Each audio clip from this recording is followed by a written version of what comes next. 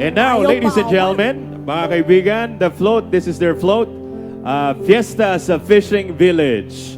Ayan, the float has bamboo arches and a giant kalesa with a corn husk horse representing the hardworking and ever-patient people of Lawag.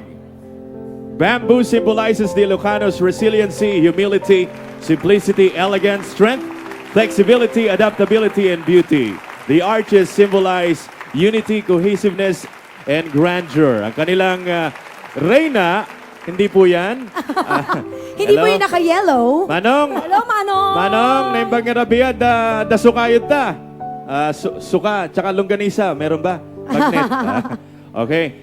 Ang kanilang reyna, mga kaibigan, is no other than Miss Crisel Joy Garduque. Very pretty float. Ang galing. Wow. At ang haba ng mga floats natin, napansin nyo? At ang kabayong mas mahaba this year. Ang Grabe. ganda ng kabayong ito. Yan ang tinatawag na giant yokababs. Yokababs. Ganda. Kabayo. Meron akong gustong tignan kung giant din. Yung buntot, oo, giant din. At ayun na, tatanaw ko na ang reyna. Thank you, mga Tagalawag. Magkita-kita Thank you po, tayo soon. Kuya. Grabe, Thank you yan ang very kanilang much. reyna. Ayan na. Wow. Alam mo, it's amazing na sobrang Hi. lakas ng ulan kanina. Hello! Masyado pa rin Hi. maganda ang floats nila. Parang hindi talaga inulan. Ayan. At ang gaganda pa rin ang ating mga reyna. Ha? Walang Tatlo ang bakas reyna. na naulanan. Hello.